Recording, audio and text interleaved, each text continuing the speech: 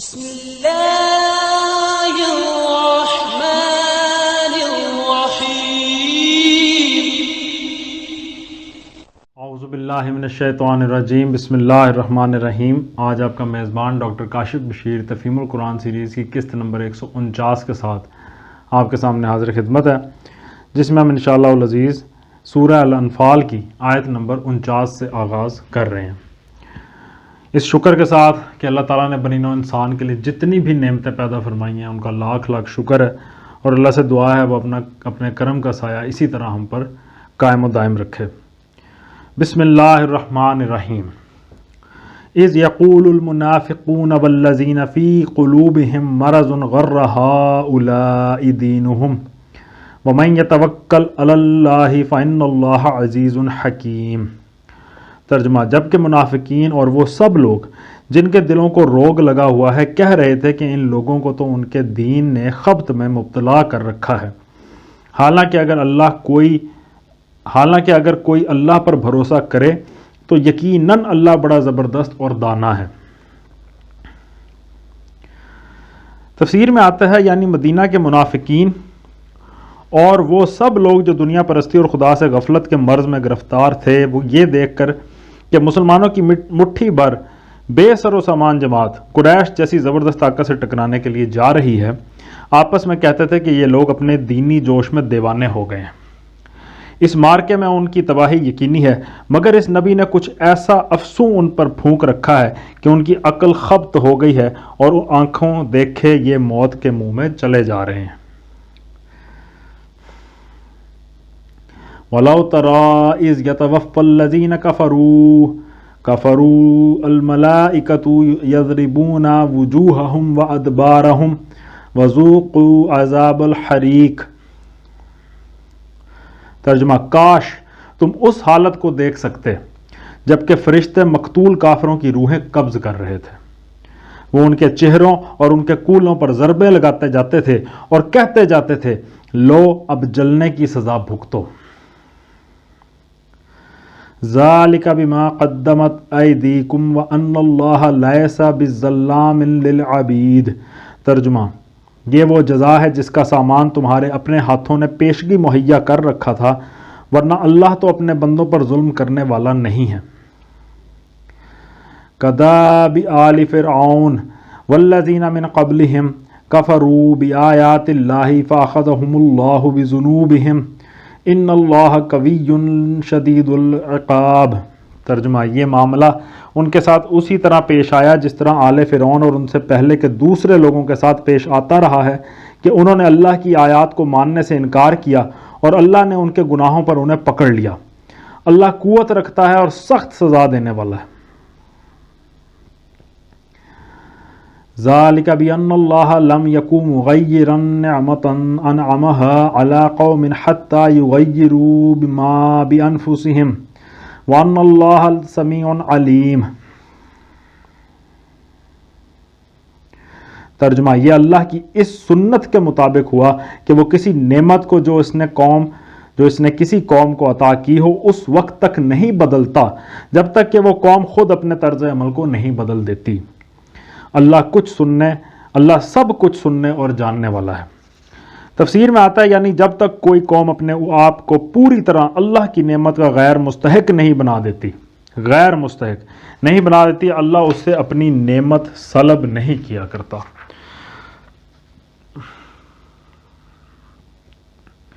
کداب آل فرعون والذین من قبلہم کذبوا بآیات ربہم فأہلکناہم بذنوبہم وأغرقنا آل فرعون وکل کانوا ظالمین۔ ترجمہ، آل فرعون اور ان سے پہلے کی قوموں کے ساتھ جو کچھ پیش آیا وہ اسی ضابطے کے مطابق تھا، انہوں نے اپنے رب کی آیات کو جھٹلایا، تب ہم نے ان کے گناہوں کی پاداش میں انہیں ہلاک کیا اور آل فرعون کو غرق کر دیا، یہ سب ظالم لوگ تھے۔ ان شر الدواب عند اللہ الذین کفروا فہم لا یؤمنون۔ ترجمہ، یقیناً اللہ کے نزدیک زمین پر چلنے والی مخلوق میں سب سے بدتر وہ لوگ ہیں جنہوں نے حق کو ماننے سے انکار کر دیا پھر کسی طرح وہ اسے قبول کرنے پر تیار نہیں ہیں۔ الذین عاہدت منہم ثم ینقضون عہدہم فی کل مرۃ وہم لا یتقون۔ ترجمہ: خصوصاً ان میں سے وہ لوگ جن کے ساتھ تو نے معاہدہ کیا پھر وہ ہر موقع پر اس کو توڑتے ہیں اور ذرا خدا کا خوف نہیں کرتے۔ تفسیر میں آیا کہ یہاں خاص طور پر اشارہ ہے یہود کی طرف۔ نبی صلی اللہ علیہ وآلہ وسلم نے مدینہ طیبہ میں تشریف لانے کے بعد سب سے پہلے انہی کے ساتھ حسن جو ارادہ باہمی تعاون و مددگاری کا معاہدہ کیا تھا اور اپنی حد تک پوری کوشش کی تھی کہ ان سے خوشگوار تعلقات قائم رہیں۔ نیز دینی حیثیت سے بھی آپ یہود کو مشرکین کی بنسبت اپنے سے قریب تر سمجھتے تھے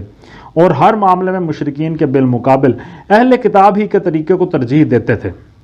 لیکن ان کے علماء اور مشائخ کو توحید خالص اور اخلاق صالحہ کی وہ تبلیغ اور اعتقادی و عملی گمراہیوں پر وہ تنقید اور اقامت دین حق کی وہ سعی جو نبی صلی اللہ علیہ وآلہ وسلم کر رہے تھے ایک آن نہ بھاتی تھی، اور ان کی پہم کوشش یہ تھی کہ یہ نئی تحریک کسی طرح کامیاب نہ ہونے پائے۔ اسی مقصد کے لیے وہ مدینہ کے منافق مسلمانوں سے ساز باز کرتے تھے، اسی کے لیے وہ اوس اور خزرج کے لوگوں میں ان پرانی عداوتوں کو بھڑکاتے تھے جو اسلام سے پہلے ان کے درمیان کشت و خون کی موجب ہوا کرتی تھی۔ اسی کے لیے قریش اور دوسرے مخالف اسلام قبیلوں سے ان کی خفیہ سازشیں چل رہی تھیں، اور یہ سب حرکات اس معاہدہ دوستی کے باوجود ہو رہی تھیں جو نبی صلی اللہ علیہ وآلہ وسلم اور ان کے درمیان لکھا جا چکا تھا۔ جب جنگ بدر واقع ہوئی تو ابتدا میں ان کو توقع تھی کہ قریش کی پہلی ہی چوٹ اس تحریک کا خاتمہ کر دے گی، لیکن جب نتیجہ ان کی توقعات کے خلاف نکلا تو ان کے سینوں کی آتش حسد اور زیادہ بھڑک اٹھی۔ انہوں نے اس اندیشہ سے کہ بدر کی فتح کہیں اسلام کی طاقت کو ایک مستقل خطرہ نہ بنا دے اپنی مخالفانہ کوششوں کو تیز تر کر دیا، حتیٰ کہ ان کا ایک لیڈر کعب بن اشرف جو قریش کی شکست سنتے ہی چیخ اٹھا تھا کہ آج زمین کا پیٹ ہمارے لیے اس کی پیٹھ سے بہتر ہے، خود مکے گیا اور وہاں اس نے احزان انگیز مرثیے کہہ کر قریش کو انتقام کا جوش دلایا۔ اس پر بھی ان لوگوں نے بس نہ کی۔ یہودیوں کے قبیلہ بنی قینقاع نے معاہدہ حسن جوار کے خلاف ان مسلمان عورتوں کو چھیڑنا شروع کیا جو ان کی بستی میں کسی کام سے جاتی تھیں، اور جب نبی صلی اللہ علیہ وآلہ وسلم نے ان کو اس حرکت پر ملامت کی تو انہوں نے جواب میں دھمکی دی کہ یہ قریش نباشد ہم لڑنے مرنے والے ہیں لوگ ہیں اور لڑنا جانتے ہیں، ہمارے مقابلے میں آؤ گے تب تمہیں پتہ چلے گا کہ مرد کیسے ہوتے ہیں۔ فَإِمَّا تَثْقَفَنَّهُمْ فِي الْحَرْبِ فَشَرِّدْ بِهِمْ مَنْ خَلْفَهُمْ لَعَلَّهُمْ يَذَّكَّرُونَ۔ ترجمہ: پس اگر یہ لوگ تمہیں لڑائی میں مل جائیں تو ان کی ایسی خبر لو کہ ان کے بعد جو دوسرے لوگ ایسی روش اختیار کرنے والے ہوں ان کے حواس باختہ ہو جائیں۔ تفسیر میں آیا اس کا مطلب یہ ہے کہ اگر کسی قوم سے ہمارا معاہدہ ہو اور پھر وہ اپنی معاہدانہ ذمہ داریوں کو پس پشت ڈال کر ہمارے خلاف کسی جنگ میں حصہ لے تو ہم بھی معاہدے کی اخلاقی ذمہ داریوں سے سبکدوش ہو جائیں گے اور ہمیں حق ہوگا کہ اس سے جنگ کریں۔ نیز اگر کسی قوم سے ہماری لڑائی ہو رہی ہو اور ہم دیکھیں کہ دشمن کے ساتھ ایک ایسی قوم کے افراد بھی شریک جنگ ہیں جس سے ہمارا معاہدہ ہے تو ہم ان کو قتل کرنے اور ان سے دشمن کا سا معاملہ کرنے میں ہرگز کوئی تعامل نہ کریں گے، کیونکہ انہوں نے اپنی انفرادی حیثیت میں اپنی قوم کے معاہدے کی خلاف ورزی کر کے اپنے آپ کو اس کا مستحق نہیں رہنے دیا ہے کہ ان کی جان و مال کے معاملہ میں اس معاہدے کا احترام ملحوظ رکھا جائے جو ہمارے اور ان کی قوم کے درمیان ہے۔ وَإِمَّا تَخَافَنَّ مِن قَوْمٍ خِيَانَةً فَانبِذْ إِلَيْهِمْ عَلَى سَوَاءٍ إِنَّ اللَّهَ لَا يُحِبُّ الْخَائِنِينَ۔ ترجمہ: توقع ہے کہ بدعہدوں کے اس انجام سے وہ سبق لیں گے، اور اگر کبھی تمہیں کسی قوم سے خیانت کا اندیشہ ہو تو اس کے معاہدے کو اعلانیہ اس کے آگے پھینک دو، وہ یقیناً اللہ خائنوں کو پسند نہیں کرتا۔ تفسیر میں آئے اس آیت کی روح سے ہمارے لیے یہ کسی طرح جائز نہیں ہے کہ اگر کسی شخص یا گروہ یا ملک سے ہمارا معاہدہ ہو اور ہمیں اس کے طرز عمل سے یہ شکایت لاحق ہو جائے کہ وہ عہد کی پابندی میں کوتاہی برت رہا ہے یا یہ اندیشہ پیدا ہو جائے کہ وہ موقع پاتے ہی ہمارے ساتھ غداری کر بیٹھے گا تو ہم اپنی جگہ خود فیصلہ کر لیں کہ ہمارے اور اس کے درمیان معاہدہ نہیں رہا اور یکا یک اس کے ساتھ وہ طرز عمل اختیار کرنا شروع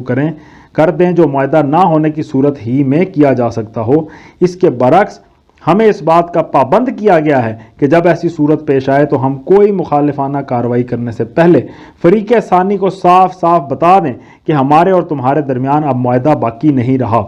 تاکہ فسخ معاہدہ کا جیسا علم ہم کو حاصل ہے ویسا ہی اس کو بھی ہو جائے اور وہ اس غلط فہمی میں نہ رہے کہ معاہدہ اب بھی باقی ہے۔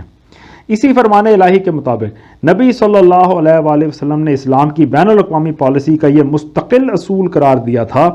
کہ جس کا کسی قوم سے معاہدہ ہو اسے چاہیے کہ معاہدے کی مدت ختم ہونے سے پہلے عہد کا بند نہ کھولے، یا نہیں تو ان کا عہد برابری کو ملحوظ رکھتے ہوئے ان کی طرف پھینک دے۔ پھر اسی قاعدے کو آپ نے اور زیادہ پھیلا کر تمام معاملات میں عام اصول یہ قائم کیا تھا کہ جو تجھ سے خیانت کرے تو اس سے خیانت نہ کر، اور یہ اصول صرف واضحوں میں بیان کرنے اور کتابوں کی زینت بننے کے لیے نہ تھا بلکہ عملی زندگی میں بھی اس کی پابندی کی جاتی تھی۔ چنانچہ ایک مرتبہ جب امیر معاویہ نے اپنے عہد بادشاہی میں سرحد روم پر فوجوں کا اجتماع اس غرض سے کرنا شروع کیا کہ معاہدہ کی مدت ختم ہوتے ہی یکا یک رومی علاقہ پر حملہ کر دیا جائے، تو ان کی اس کارروائی پہ عمرو بن انبسہ صحابی رضی اللہ تعالیٰ عنہ نے سخت احتجاج کیا اور نبی صلی اللہ علیہ وآلہ وسلم کی یہی حدیث سنا کر کہا کہ معاہدے کی مدت کے اندر یہ ماندانہ طرز عمل اختیار کرنا غداری ہے۔ آخر کار امیر معاویہ کو اس اصول کے آگے سر جھکا دینا پڑا اور سرحد پر اجتماع فوج روک دیا گیا۔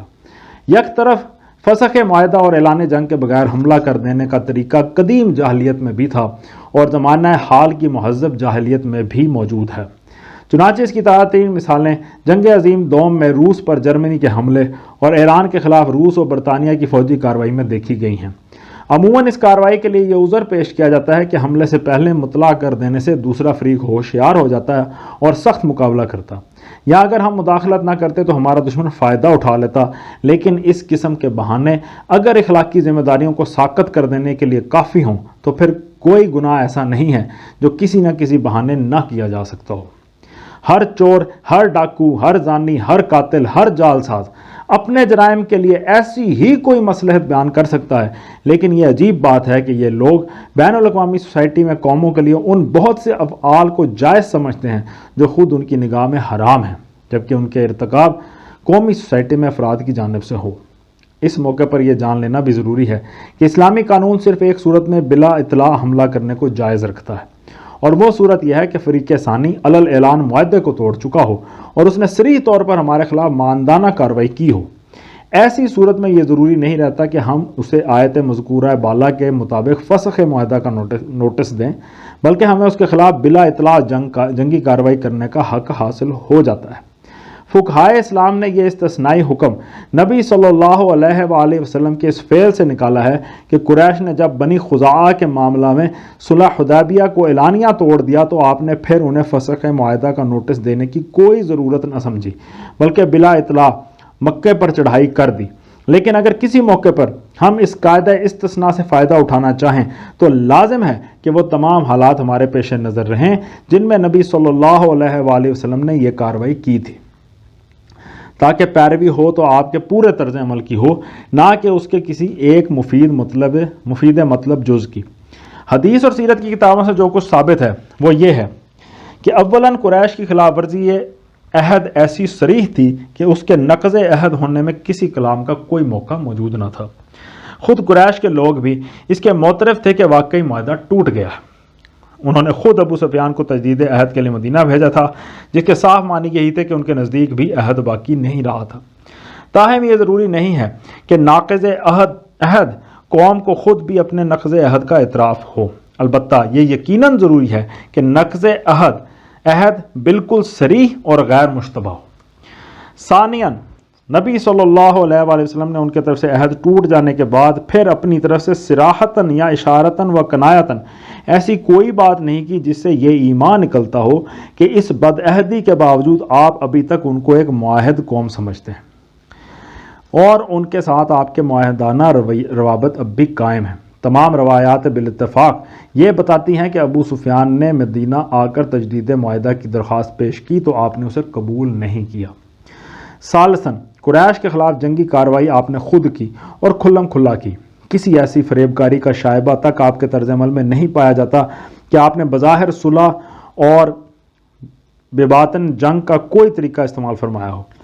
یہ اس معاملے میں نبی صلی اللہ علیہ وآلہ وسلم کا اسوہ حسنہ ہے، لہٰذا آیت مذکورہ بالا کے حکم عام سے ہٹ کر اگر کوئی کارروائی کی جا سکتی ہے تو ایسے ہی مخصوص حالات میں کی جا سکتی ہے اور اسی سیدھے شریفانہ طریقے سے کی جا سکتی ہے جو حضور صلی اللہ علیہ وآلہ وسلم نے اختیار فرمایا تھا۔